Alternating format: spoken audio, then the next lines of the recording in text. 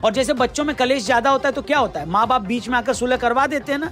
उसी तरह जब पूर्वी और पश्चिमी पाकिस्तान में ज्यादा कलेश हुआ तो इन दोनों के बाप हिंदुस्तान ने कहा कि बच्चों तुम लोग लड़ो मत, ऐसा करते हैं हम तुम्हारे दो दो देश बना देते हैं, खत्म, बाय बाय। और इस बीच जो सरकारें आई भी तो उन सरकारों के मुखिया को पाकिस्तानी सेना प्रमुखों के कच्छे धोकर अपना पद बचाना पड़ा है। भाई साहब सही बता रहा हूं। यूं तो हम हिंदुस्तानियों की दिलचस्पी अपने बगल के इन दो नालायक पड़ोसियों पर ज्यादा रहती है, लेकिन आज नालायक पड़ोसियों की बात अगर हो ही रही है और हमने म्यांमार की बात नहीं की तो शायद वो बुरा ना मान जाए, इसलिए इनकी भी बात कर ही लेते हैं। नमस्कार दोस्तों, लॉजिक रिएक्ट चैनल के एक और वीडियो में आप सभी का स्वागत है। तो दोस्तों आज की जो वीडियो है वो है हमारे पड़ोसी देश भाई पाकिस्तान और बांग्लादेश से रिलेटेड।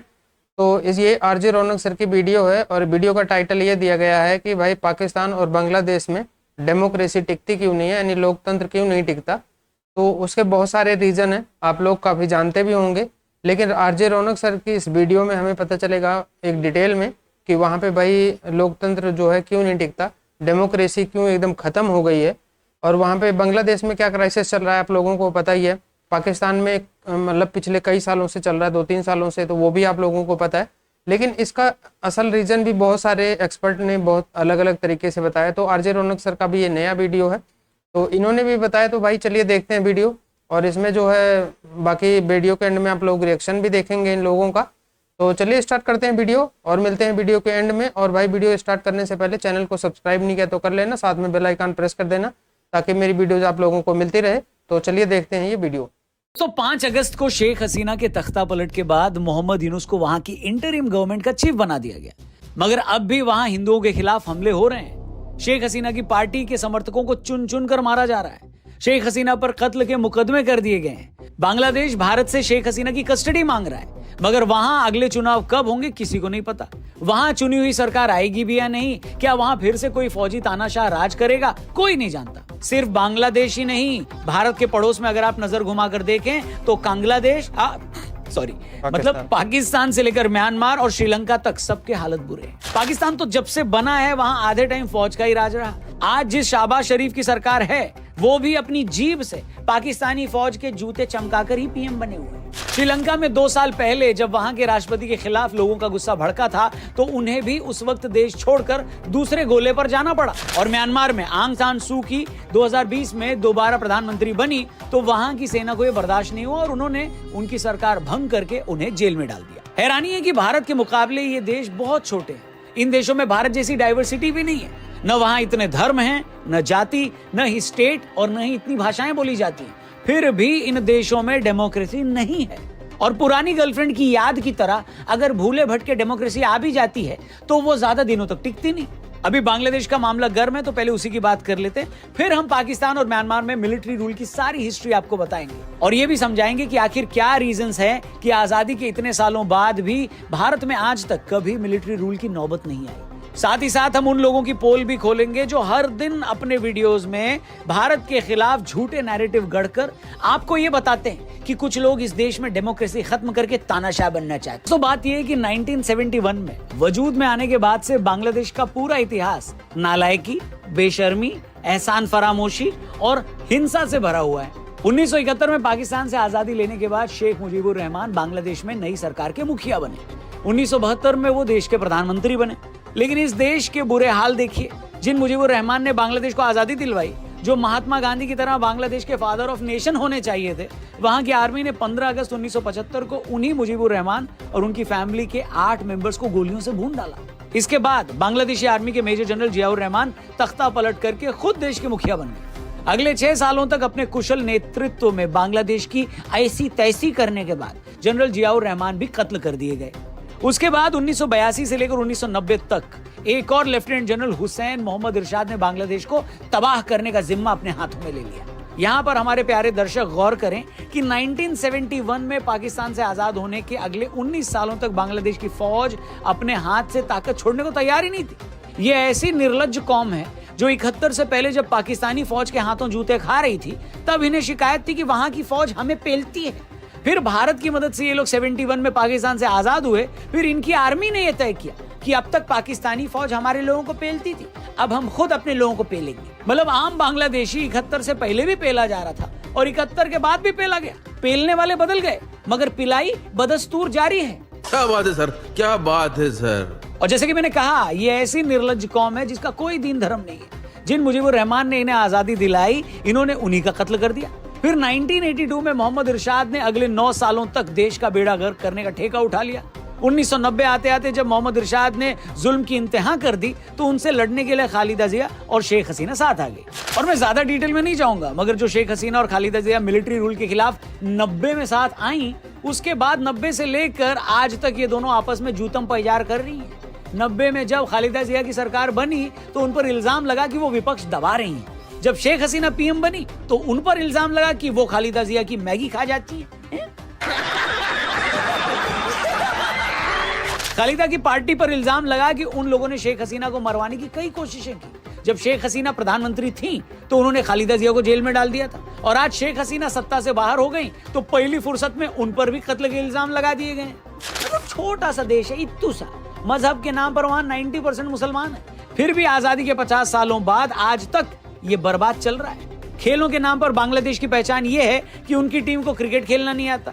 कल्चर के नाम पर उनकी पहचान ये है कि वो हिंदुओं और बाकी माइनॉरिटीज पर हमले करना जानते हैं। बाकी देशों में जहां देश के बीच गंदगी होती है, बांग्लादेश अकेला ऐसा देश है जहां गंदगी के बीच में देश है। फिर भी आप इन लोगों की अकड़ देख लीजिए। एटीट्यूड तो है बंगाल टाइगर वाला, लेकिन औकात टेडी बियर वाले टाइगर की भी नहीं है।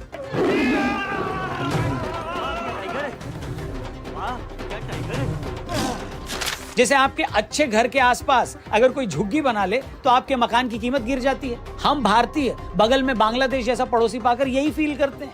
मगर अफसोस, जैसा कि अटल जी ने कहा था कि आप दोस्त तो बदल सकते हो लेकिन पड़ोसी नहीं बदल सकते।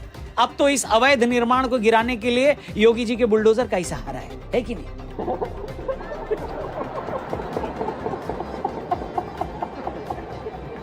और पड़ोसियों के मामले में भारत की किस्मत ऐसी है ना बॉस, कि अगर इसके ईस्ट में बांग्लादेश जैसा नालायक पड़ोसी है तो उसके वेस्ट में पाकिस्तान जैसा फटीचर देश है। बांग्लादेश में आज डेमोक्रेसी को लेकर जो परहेज दिखता है, वहां की फौज ने जो तानाशाही का शौक पाला है, वो उन्होंने अपने पुराने बाप पाकिस्तान से ही सीखा है। 1947 में वजूद में आने के बाद से पाकिस्तान में आज तक डेमोक्रेसी नहीं आ पाई है। सही सुना आपने, मैंने पाकिस्तान ही बोला है। भारत के 7 आजाद हुए पाकिस्तान में 35 सालों तक सेना का ही राज रहा, और इस बीच जो सरकारें आई भी तो उन सरकारों के मुखिया को पाकिस्तानी सेना प्रमुखों के कच्छे धोकर अपना पद बचाना पड़ा है। भाई साहब सही बता रहा हूं। और तो और पाकिस्तान के इतिहास में आज तक एक भी प्रधानमंत्री 5 साल का अपना कार्यकाल पूरा नहीं कर पाया है। पाकिस्तान के पहले प्रधानमंत्री लियाकत अली सबसे ज्यादा 4 साल 2 महीने तक पीएम रहे थे, मगर उस वक्त उनका कार्यकाल पूरा होने से पहले किसी ने उनका जीवन काल पूरा कर दिया और 1951 में उनकी हत्या कर दी गई। 1958 में पाकिस्तान के पहले प्रधानमंत्री सिकंदर मिर्जा ने वहां की सरकार को भंग करके मार्शल लॉ लागू करके देश की कमान आर्मी चीफ अयूब खान को दे दी, और अयूब खान ने पहली फुर्सत में अपने राष्ट्रपति का ही गेम बजा डाला। अयूब खान एक बार सरकार के चीफ बने तो उन्हें ऐसा चस्का लगा कि वो 11 सालों तक यानी 1969 तक पाकिस्तान के मुखिया बने रहे। और ऐसा नहीं था कि 1969 आते आते उनका इस संसार से दिल उठ गया, मोह भंग हो गया और वो हिमालय चले गए। उन्हें भी जूते मारकर ही इस पद से हटाया गया। उनके जाते ही एक और फौजी याया खान ने पाकिस्तान घोड़ी की कमान अपने हाथ में ले ली। इस भले आदमी ने सोचा कि पाकिस्तान को आजाद हुए 23 साल हो गए, चलो अब तो इलेक्शन करवा लेते हैं। मगर जैसे ही 70 में इलेक्शन हुए तो जानते हैं क्या हुआ? 70 के इलेक्शन में पश्चिम बंगाल के मुजीबुर रहमान की पार्टी को सबसे ज्यादा सीटें मिल गई। उन्हें देश का अगला पीएम बनना था, मगर पाकिस्तानी फौज में बैठे पंजाबियों को यह कबूल नहीं हुआ कि एक बंगाली हम पर हुकूमत करे। बस इसी बात पर उस वक्त के ईस्ट पाकिस्तान में कलेश हुआ। और जैसे बच्चों में कलेश ज्यादा होता है तो क्या होता है, माँ बाप बीच में आकर सुलह करवा देते हैं ना। उसी तरह जब पूर्वी और पश्चिमी पाकिस्तान में ज्यादा कलेश हुआ तो इन दोनों के बाप हिंदुस्तान ने कहा कि बच्चों तुम लोग लड़ो मत, ऐसा करते हैं हम तुम्हारे 2-2 देश बना देते हैं। खत्म, bye bye, tata, goodbye, गया। अगर पश्चिमी पाकिस्तान के पंजाबियों को यह हक है कि वो अपने बूते पर एक मुल्क बर्बाद करें, तो पूर्वी पाकिस्तान के बंगालियों को भी बर्बाद करने के लिए एक मुल्क मिलना चाहिए, है कि नहीं? बस तभी भारत ने पूर्वी बंगाल के बंगालियों को बर्बाद करने के लिए एक देश दे दिया। और जैसे छोटे बच्चे खिलौना लेकर उससे खेलते भी हैं और उसे तोड़ते भी हैं, सेम उसी तरीके से अपने अपने वजूद में आने के बाद पाकिस्तान और बांग्लादेश भी अपने अपने मुल्कों को खिलौना मानकर उससे खेलने लगे और उसे लगातार तोड़ने लगे। खैर 71 में बांग्लादेश का हैप्पी बर्थडे मनाने के बाद पाकिस्तानी फौज की पूरे मुल्क में गजब बेइज्जती हुई। फिर वहां कुछ साल के लिए एक डेमोक्रेटिक सरकार आ गई, मगर पाकिस्तान के फौजी हुक्मरान ज्यादा दिनों तक पावर से दूर रहे तो ये लोग फड़फड़ाने लगते हैं। और 1977 आते आते जब इनसे नहीं रहा गया तो इन्होंने बोल ही दिया कि बहुत हो गया डेमोक्रेसी का नंगा नाच, इस मुल्क को दोबारा फौज के हवाले कर दिया जाए। कैसे कैसे लोग रहते हैं यार यहाँ पर। इसके बाद 1977 से जियाउल हक पाकिस्तान नाम की इस नाजायज औलाद के बाप बन गए और 1988 तक इसे बर्बाद करने का बीड़ा अपने कंधों पर उठाया। इसके बाद के 11 सालों तक दुनिया के दबाव में वहां डेमोक्रेसी दिखाने के कई करतब किए गए, मगर 1999 में करगिल में अपनी फजीहत करवाने के बाद जनरल मुशर्रफ ने उसका ठीकरा नवाज शरीफ पर फोड़ा। शरीफ देश छोड़कर फरार हो गए। जनरल मुशर्रफ फिर 2008 तक पाकिस्तान के राष्ट्रपति रहे। 2009 में वहां फिर से डेमोक्रेटिक सरकार आई, मगर पाकिस्तान की डेमोक्रेटिक सरकार में उतनी ही डेमोक्रेसी होती है जितना ओट्स के बिस्कुट में ओट्स और हॉस्टल के मटर पनीर में पनीर। समझ रहे हो? समझ रहे हो? समझ रहे हो ना? यूं तो हम हिंदुस्तानियों की दिलचस्पी अपने बगल के इन दो नालायक पड़ोसियों पर ज्यादा रहती है, लेकिन आज नालायक पड़ोसियों की बात अगर हो ही रही है और हमने म्यांमार की बात नहीं की तो शायद वो बुरा ना मान जाए, इसलिए इनकी भी बात कर ही लेते हैं। 1948 में अंग्रेजी हुकूमत से आजादी मिलने के बाद शुरू में बर्मा को भी लोकतंत्र का काफी शौक था, मगर सिर्फ 14 सालों में पाकिस्तान की तरह बर्मा की आर्मी भी वहां हुकूमत करने के लिए तड़प उठी। 1962 में जनरल ने विन ने वहां की सरकार का तख्ता पलट किया और अगले 26 सालों तक अपने पिछवाड़े में सीमेंट लगाकर वहां की सत्ता की कुर्सी पर बैठ गए। 1988 में जब ने विन के राज के खिलाफ जनता में गुस्सा भड़का तो ने विन ने गुस्सा करने वाले 3000 लोगों को मौत के घाट उतारकर उनका गुस्सा और उनका शरीर ठंडा कर दिया। जो लोग भारत में सुबह शाम तानाशाही का पहाड़ा पढ़ते रहते हैं वो ये जान लें कि ऐसा होता है तानाशाह। 26 साल तक सत्ता में रहने के बाद भी कुर्सी छोड़ने को तैयार नहीं, फिर चाहे हजारों लोगों को मारना पड़े तो क्या। खैर इतने लोगों की मौत के बाद जब ने विन को यह लगा कि उनके पाप की टंकी भर गई है तो उन्होंने आगे के जुल्म करने के लिए नए सैन्य शाह को सत्ता सौंप दी। इसके बाद 2005 तक बर्मा यानी आज के म्यांमार में फिर से सेना ने धान बोई। इसके बाद के कुछ सालों में बर्मा में डेमोक्रेसी चाहने वालों और सेना के बीच लगातार लड़ाइयां हुई, इनमें कई जाने गई। म्यांमार में डेमोक्रेसी लाने के लिए दुनिया का प्रेशर पड़ा। आखिरकार 2015 में वहां पहली बार कायदे से इलेक्शन हुए, जब इलेक्शन में आंग सान सू जीत गई, मगर 2020 में आंग सान सू जीती और सेना की पार्टी हार गई। जी हां, सत्ता छोड़ने के बाद भी सेना ने वहां अपनी एक पार्टी बना रखी थी, मगर 2020 में जब सेना की पार्टी दोबारा हारी और सू की पार्टी को 80% सीटें मिली तो वहां की सेना घबरा गई, क्योंकि सेना ने 2008 में वहां के कॉन्स्टिट्यूशन में ये रूल बना दिया था कि चाहे डेमोक्रेटिक सरकार किसी की भी हो लेकिन सेना की ताकत बनी रहेगी। आपको ये जानकर भी हैरानी होगी कि जब सू की सरकार थी उस वक्त भी होम मिनिस्ट्री, डिफेंस मिनिस्ट्री और बॉर्डर से जुड़े मामले सू के पास नहीं थे, तब भी ये तीनों डिपार्टमेंट सेना देख रही थी। लेकिन 2020 में जब सू की दूसरी बार बड़े बहुमत से सत्ता में आई तो सेना को लगा कि सू की कहीं कॉन्स्टिट्यूशन बदलकर सेना की ताकत कम न कर दे। बस इसी डर और चिढ़ में म्यांमार की आर्मी ने एक इलेक्टेड गवर्नमेंट को उखाड़ फेंका और खुद सत्ता पर कब्जा कर लिया। इतना ही नहीं, आंग सान सू की जो कि 80% बहुमत से जीत कर आई थी, सेना ने उन्हें उठाकर जेल में डाल दिया। वो आज भी किस जेल में है किसी को नहीं पता, लेकिन उन पर दर्जनों झूठे मामले दर्ज कर दिए गए। और जो लोग नहीं जानते, ये वही आंग सान सू की हैं जिन्हें 1991 में बर्मा में लोकतंत्र लाने के लिए चलाए जा रहे उनके शांतिपूर्ण आंदोलन के लिए नोबेल पुरस्कार दिया गया था। अब बताइए, इससे भद्दा मजाक पूरी दुनिया में कुछ और हो सकता है क्या? हेलो, हैरानी ये है कि पाकिस्तान और म्यांमार एक ही वक्त पर आजाद हुए। भारत भी तभी आजाद हुआ। बांग्लादेश को 71 में आजादी मिली, मगर भारत को छोड़कर ये तीनों देश आजाद होने के बाद से सेना के कब्जे में ही रहे हैं। वहां डेमोक्रेटिक सरकारें रही ही नहीं है। इससे इन तीन देशों के कैरेक्टर का भी पता चलता है। अगर आप भारत और पाकिस्तान को ही कंपेयर करें तो आप देखेंगे कि भारत में सेना को हमेशा अपनी हद पता थी। 1946 में भारतीय सेना के commander in chief cloud Auchinleck ने नेहरू से कहा था कि भारतीय सेना को पता है कि उसका काम सिर्फ सरकार की पॉलिसी के अंडर काम करना है। भारत के पहले commander in chief general KM. Cariappa ने फौज को लिखी चिट्ठी में कहा था कि सेना में राजनीति जहर की तरह है, इससे दूर ही रहना चाहिए। 1947 में आजाद होते ही भारत में कमांडर इन चीफ का पद खत्म कर दिया गया था। लेखक स्टीवन विल्किंसन ने अपनी किताब army and nation, the military and Indian democracy since independence में कहा है कि आजादी के बाद भारत सरकार ने पहला अच्छा काम यह किया कि उसने सबसे पहले सेना में कमांडर इन चीफ का पद खत्म किया। आपको बता दें कि सेना में कमांडर इन चीफ के पास सारी ताकत होती है। पाकिस्तान की सेना में अभी भी कमांडर इन चीफ की पोस्ट होती है। इसके अलावा हमने तीनों सेनाओं के अलग अलग चीफ बनाए हैं। किसी भी तरह की तख्तापलट की कोशिश न हो, इसके लिए तीनों सेनाओं को रक्षा मंत्री के अंडर रखा गया है। वहीं इस्लामिक बांग्लादेश और पाकिस्तान में जो तख्तापलट हुए हैं, अगर वहां कभी भी लगातार डेमोक्रेटिक सरकारें नहीं रह पाई, कुछ लोग इसकी वजह इन देशों के कैरेक्टर को भी बताते हैं, जहां हर कोई खुद सत्ता पाना चाहता है। जैसे पुराने वक्त में शासकों ने सत्ता हथियाने के लिए अपने रिश्तेदारों को मरवाया, अपने बाप तक का कत्ल करवाया। कुछ वैसा ही इन देशों में भी दिखता है। जिसके पास भी थोड़ी सी भी ताकत होती है, वो दूसरे की सत्ता स्वीकार नहीं करता। आर्मी को लगता है कि ताकत तो हमारे पास है, तो फिर हम डेमोक्रेटिक सरकार की क्यों सुने।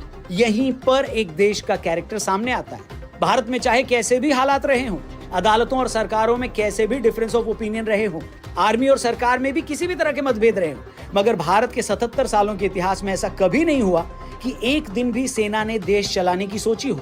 इमरजेंसी के वक्त इंदिरा गांधी ने सारी ताकत खुद ले ली थी, लेकिन उन्हें भी सिर्फ 2 साल में अपने फैसले से पीछे हटना पड़ा था। उस वक्त भी आर्मी ने कोई दखल नहीं दिया था।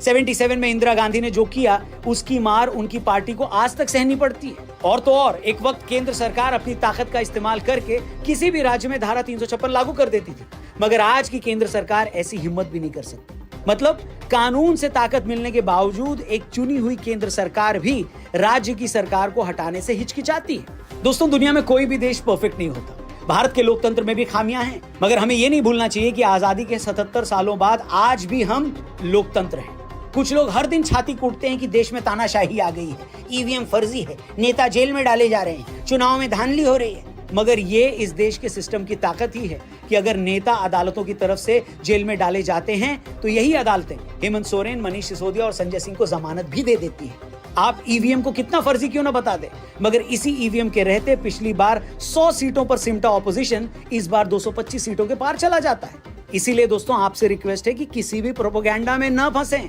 न किसी पार्टी की बातों में आए। आप बस इस देश के सिस्टम पर भरोसा रखें। वो सिस्टम जिसके तहत इलेक्शन कमीशन वोटिंग करवाता है, वो सिस्टम जिसके चलते सुप्रीम कोर्ट सुनवाई करता है, और वो सिस्टम जिसके अंडर हमारी आर्मी हमेशा डिसिप्लिन में बनी रहती है। और दोस्तों, अगर ये सब न हो तो हमारा हाल भी बांग्लादेश और कांग्लादेश, बोले तो पाकिस्तान जैसे हमारे बर्बाद पड़ोसियों जैसा हो जाएगा। इसलिए भगवान का शुक्र मनाइए कि इस देश में कम से कम ऐसा कुछ भी नहीं है। बाकी आप इस पूरे मामले पर क्या सोचते हैं, जो भी हो आपकी ओपिनियन कमेंट करके जरूर बताना, क्योंकि आपका हर एक कमेंट हमारे लिए मैटर करता है। और हाँ, वीडियो अगर आपको अच्छी लगी हो तो इसे और भी लोगों तक जरूर पहुंचाइएगा, शेयर जरूर करिएगा। ये सारी बातें ज्यादा से ज्यादा लोगों तक पहुंचनी जरूरी है। और हेलो, चैनल भी सब्सक्राइब करके जाना, और जाने से पहले एक बार फिर से याद दिला दो, डिस्क्रिप्शन में लिंक है, उस पर क्लिक करके बिनोमो को डाउनलोड करना मत भूलना। बिल्कुल यार, काफ़ी इंटरेस्टिंग टॉपिक जो है सर ने कवर किया है। और इसमें यह है कि उन्होंने एक ना पुरानी हिस्ट्री के एक जब से एक मुल्क आज़ाद हुए हैं तब से उन्होंने एक हिस्ट्री खोल कर रखी है। और इस बार उन्होंने अच्छा किया कि एक म्यांमार का भी बता दिया है कि एक उनकी जो हिस्ट्री है ना, साफ साफ एक उन्होंने एक सामने रखी है कि वहाँ पर भी एक सेम ही है। मतलब ये है कि इंडिया के चारों तरफ जितने भी एक देश है ना, उनमें बस यही है कि एक लालच जो है ना, बहुत एक कूट कूट कर भरा हुआ है।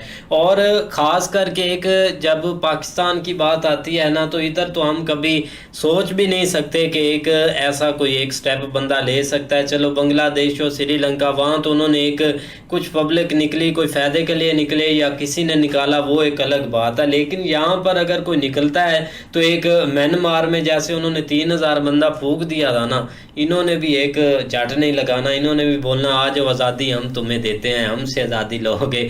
तो इसीलिए कोई बंदा एक डरता बेचारा आगे होता नहीं, जो होता है उसको आज बोलता है, कल पता नहीं चलता वो कहाँ है कहाँ नहीं।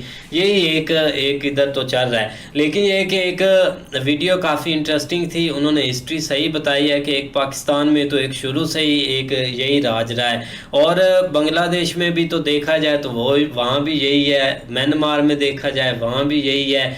मतलब ये कि एक जो सारी है ना एक फसाद की जड़, या एक मुल्क को तबाह करने वाला है या एक मुल्क को बर्बाद करने वाले, वो ये साहबजादे ही हैं इधर जो बैठे हैं। लेकिन इंडिया है उनका यार बेस्ट निज़ाम है, उन्होंने एक मेंटेन करके रखा हुआ है अपना। नहीं, सही बात है यार, एक स्टार्ट से ये चीज़ें चल रही थी जब से एक पाकिस्तान ने आज़ादी ली थी ना, और जब से एक फिर एक बांग्लादेश बना, तब से ये चीज़ें एक स्टार्ट है। क्योंकि एक ये चाहते थे कि एक हमारे ही राज हो, क्योंकि एक टाइम के साथ इनकी भी एक पावर भी एक बढ़ती जा रही थी। मतलब कि स्टार्ट से इन सब की हालत अच्छी नहीं है। उसके पीछे की वजह अगर हम जानें तो वो है मिलिट्री रूल। और मिलिट्री रूल जब जब आया है किसी भी देश में, उसकी उस देश को कंगाल और बर्बाद करने के अलावा कोई नहीं। किसी भी ऐसे देश में जहाँ मिलिट्री रूल रहा हो, हमने उसकी हालत को बदलते हुए नहीं देखा।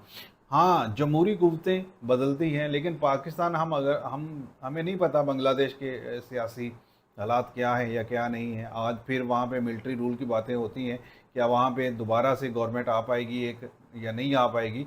लेकिन पाकिस्तान में तो जो हालात चल रहे हैं, यहाँ पे कभी भी ये जो नाम नेहाद जमहूरियत है, ये भी आर्मी रूल के अंडर ही चलती रही है। क्योंकि यहाँ पे आने वाला लीडर जिसको पता है कि मैंने आर्मी के कंधे पे बैठकर ही आना है, उसी के गोद में बैठकर हुकूमत करनी है, और उसी को नहीं। अब हमें नहीं पता 90s में क्या हुआ, नवाज शरीफ साहब कैसे आए, ज़ियाउल हक वो कहते हैं वो भी एक डिक्टेटर की पैदावार थे। आए, उन्होंने रूल किया, नहीं किया, चलाए। उस वक़्त जो 10-12 साल थे पीपल्स पार्टी और नवाज शरीफ की हुकूमत की चलती रही आपस में खटपट, और उसके बाद फिर से आर्मी का रूल रहा। और उस टाइम पे हमारे होश में है कि मुशर्रफ साहब का हमने दौर देखा, और वो दौर हमने थोड़ा सा बेहतर पाया। जो आज के जो दौर है, ख़ास करके जो मिलिट्री के बगैर जो हुकूमत कर रही है, के ऊपर चर्चा की गई है, और चर्चा करने के बाद जो पॉइंट इन्होंने मेंशन किए हैं आरजे रौनक भाई ने, बिल्कुल सही है दोस्तों। जिन कंट्रियों में डेमोक्रेसी नहीं होती, उन कंट्रियों का यही हाल होता है जो आज इन 3 कंट्रियों का हो रहा है।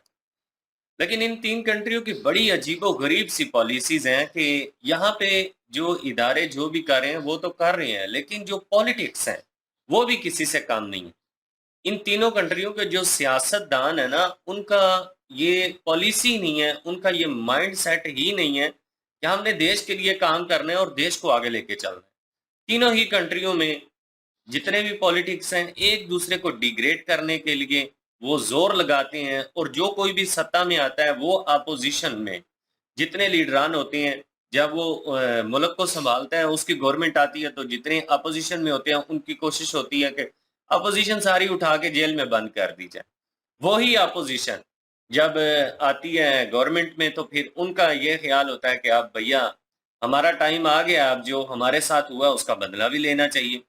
तो इन पॉलिसियों की वजह से जो देश की आवाम है ना, उनकी सही टिका के चित्रोल हो रही है, और काफ़ी लॉन्ग टाइम से बर्बादी की तरफ जिस स्पीड से बढ़ रही है, वो मज़ीद आवाम जो है, अच्छा आवाम भी बड़ी अजीबो-गरीब है। यहाँ की आवाम भी हक के लिए आवाज़ उठाने के लिए तैयार नहीं है। तो आज जो रौनक ने जो है वो बांग्लादेश के साथ साथ जो है वो पाकिस्तान की भी धोती खोल दी, और काफ़ी चीज़ों में जो है वो दोनों को जो है वो एक, जिसे कहते हैं ना, आमने सामने लाके खड़ा कर दिया कि दोनों एक ही हैं, ठीक है, जिस थाली में खाया उसी में छेद किया।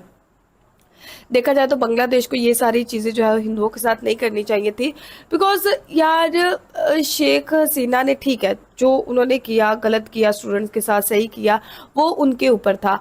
आपने, ठीक है, उनको निकाल दिया और उसके बाद उन्होंने रिजाइन भी कर दिया, सारी चीज़ें एक तरफ कर दो, लेकिन उसमें जो है उन हिंदुओं बेचारों का क्या कसूर है। स्टूडेंट्स तो अपने लिए जो है वो वहाँ पे प्रोटेस्ट कर रहे थे, फिर बीच में हिंदू कहाँ से आगे, मतलब ये ऑर्गेनिक प्रोटेस्ट नहीं था, ये एक सोची समझी हुई चाल थी, जो कि शुरू से इसी चाल पे चल के जो है वो प्रोटेस्ट वगैरह जो है वो किए जा रहे थे। तो ये थी गाइस आज की वीडियो। और भाई आरजे रौनक सर ने मतलब कि एक बीच बीच में जैसे हंसी मजाक भी कर रहे थे, क्योंकि इनकी आदत है, और आपको लोगों को पता है ज़्यादातर फ़नी वीडियो और ट्रोल वीडियो, रोस्ट वीडियो, ऐसे टाइप में मिक्सअप वीडियो बनाते हैं।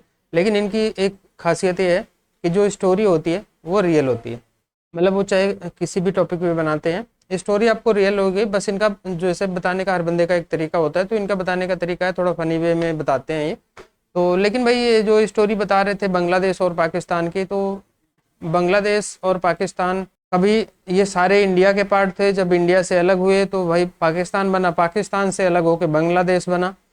तो भाई जब बांग्लादेश के साथ, मतलब पाकिस्तान के साथ जो है बांग्लादेश, ये लगा लो कब तक रहा है, 70 तक, और 47 से 70 तक रहा है।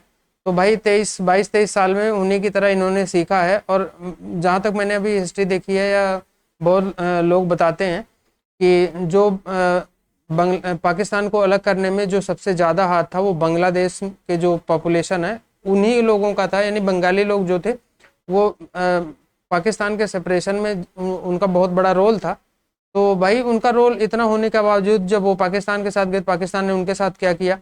तो अगर ये सब देखा जाए तो एक तरीके से अच्छा ही कर रहा था पाकिस्तान उनके साथ, और जो अभी कर रहे हैं वो हिंदुओं के साथ वहाँ पे बांग्लादेश में, वो भी सही कर रहे थे पाकिस्तान वाले, फिर इनके साथ भाई 71 में भी।